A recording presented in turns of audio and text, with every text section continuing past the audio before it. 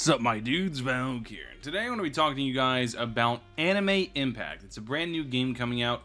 By the time you're watching this, the demo is probably closed, but I was able to play the demo and get a good idea of what I like about the game, what I don't like about the game, and I want to let you guys know, no matter what I say in this video, I do plan on actually playing this game because my feelings of the game are mostly generally positive. There's just some things that are very frustrating with this game that I feel like if I make a video on, it might help it improve in the future. So I'm going to be making a video of my pros and cons, and basically I played the game so you don't have to type beat, and it's going to be cool to go ahead and reflect on this and see what they improved on, see what they didn't improve on, etc. I do want to talk about my pros and cons for this game though, and basically just go from there. So first off, I want to get into the pros. You guys know how I am. I like to talk about what I like first, and then I'll talk about what I don't like. So first off, it's very fun. It's in-depth gameplay. It's basically Honkai Star Rail. I'll go ahead and do a stage while I yap. It's basically Honkai Star Rail, but for Roblox and for anime characters. It's super fun. I really enjoy this game. I've had a really good time playing it. Even though I haven't gotten lucky, I'm still able to beat stages because I've been very intelligent with how I built my units, because this brings me into the second point that I have. Units are very in-depth with their kits, and it allows you a lot of creative freedoms in how you basically make your teams. A good example is I have a lightning-based team. I have Nami, who applies water, or who applies wet status to the enemies, which amplifies lightning damage. So it makes it so even against lightning enemies, I'm able to do quite a lot of damage. I have Sakura, who you actually start the game with, who's a really good buffer, who buffs speed as well as damage. Gohan buffs his speed up and his accuracy up, etc. So there's a lot of nuance in basically making your teams, making your team compositions, and exactly what you can accomplish with it all. But it's really fun. I really enjoy the depth in the team building. That's super big for me. I like that a lot. So the next thing I like is the fact that 3 challenges are at a time, just like Anime Defenders. You have 3 challenges going at once, which allows you to always have a source of something to grind, which is really good. The visuals look really good, as you can tell by just looking at the video, and I really like the UI. The UI is very intuitive. It shows you a lot. The UI is really good in my opinion. So now we get into the negatives.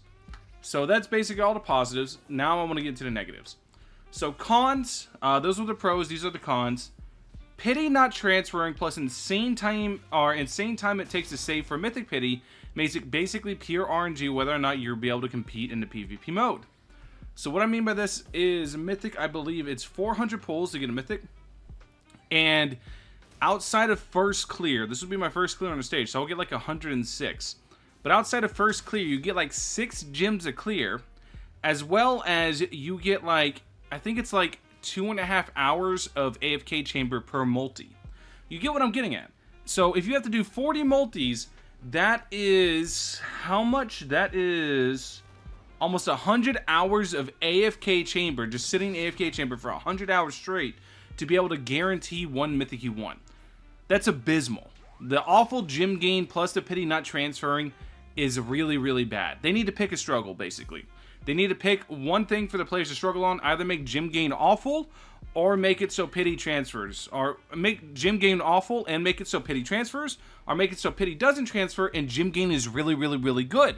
So you always have the ability to go ahead and get that mythic that you want, because not being able to get the mythic you want, not being able to get the mythic at all, is going to result in a lot of players quitting purely because they weren't able to get what they wanted. So that sucks. Game speed being tied to tokens sucks. Let me show you what I mean.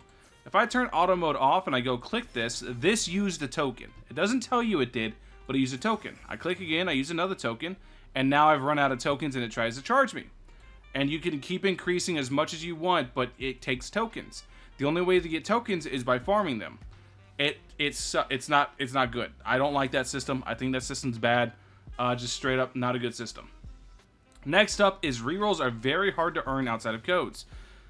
I played this game for about 5 hours straight, and I didn't see a single reroll challenge pop up. So I don't know what's happening with that, but I feel like that needs to change. Rerolls are very difficult to earn outside of codes, and especially considering a PvP game mode, that makes it insanely pay to win. It's just not good. Auto mode is very, very dumb. Auto mode is what I have going on right now, so I can yap and keep looking at my list. If you pay attention, you will see auto mode just generally just pass a turn, which, speaking of, why is passing even an option? Why can I pass a turn? Like, what is the point of taking no actions whatsoever whenever everything is cooldown based and I have the ability to guard? I think passing should be removed from the game entirely. It's just not, like, it's a nonsensical mechanic. I don't understand why it exists, but you should never really be ever passing a turn from what I've seen. I don't see why you would ever want to pass a turn. Now, there may be mechanics in the future that prove that you do want to pass a turn, that you don't want to block, you don't want to do anything. But from what I could see right now, there is nothing to dictate you wanting to actually pass a turn. So next up is accuracy and dodge is very misleading. Basically, whenever you go to use a move, let me go ahead and into auto mode here and show you guys what I mean. But whenever you use a move, there's an accuracy stat. And basically, the accuracy stat isn't, it's not actually correct. So you can see here, accuracy 93%, 93% on both of them. We're going to go ahead and do that on you, and we're just going to do a basic attack on you. But you can see 98. Watch. Watch. All three of these should hit. They were all like 90-something%. You can see dodge, dodge, dodge, dodge, dodge, dodge. 4 dodges out of that. 4 dodges and a 98% hit rate. You get the idea. The dodge versus accuracy stuff doesn't work, and the dodge mechanic itself is just frustrating as hell. It is not fun to go ahead and wait 10 turns to do an ultimate just to whiff it because they dodged. Like, that's not a very fun mechanic to deal with. It's actually incredibly frustrating, and it's made me debate quitting the game multiple times. It literally made me rage off the game whenever this ult right here for Gohan actually missed one too many times. I'm not even gonna lie about it. The ult for Gohan missed, and I got very, very salty about it. So, like, for example, we're gonna do this. We're gonna come here, and we're going to do this. We're gonna do this on, I believe, yourself. So we're gonna do it on Nami because it does AoE heals, and then we're going to do this right after, and then we're going to do this as well. So basically, I probably should have waited, but you see how this ult landed? This ult is a massive nuclear bomb of an ult. It does so much damage. You can see how much damage it did. It literally just wiped the whole field. And this ult, if it misses, oh, are you in pain? You are in major pain. It does not feel good at all. So yeah, it's definitely something to really look at. I don't like the dodge mechanic as a whole. It's just frustrating. It's not fun to deal with, and I really hope it gets revisited. So infinite scale it way too fast to actively reach wave 50. Now, granted, I'm not in-game. In-game scaling could be nuts, and I never actually managed to pull a mythic. So maybe this is just a me thing, but I don't know. That one's probably just me. Next one is PvP has potential to be good. However, if traits are allowed, it just will be insanely pay to win and doomed. Easy fix, disable traits, or make rerolls very easy to grind / obtain. So it all comes down, coming back to the generosity of the game. The game is not very generous.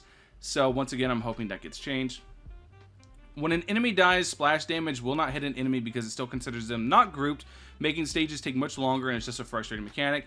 What I mean is, you saw how there's 4 enemies. Let's say you have enemy 1, enemy 2, enemy 3, enemy 4. Enemy 2 dies, you do splash damage on enemy 3. You can only hit enemy 4 instead of enemy 1 and 4. It's not very fun. It's kind of annoying, actually, to deal with. And I really hope something like that gets looked at, because it's just, like I said, it's just not a fun mechanic. But all in all, those are my gripes versus what I like about the game. And like I said, generally speaking, I'm not joking. I genuinely do really, really like this game. I really do. I like this game a lot. I just hope that my complaints for this game are voiced and heard, because I want to see this game improve. I want to see it do good. I think it's a really unique mechanic. Or I think it's really unique. I like it a lot. I really, really do. And I really hope this game actually succeeds and does really, really well in the future. Anyways, that's all I got for you guys today. Thank you guys for watching as always. Hope you guys have a wonderful rest of your day. Let me know what you guys think about Anime Impact in the comment section below. I'll leave a link to their Discord in the pinned comment. I'll catch you guys in the next one. Peace.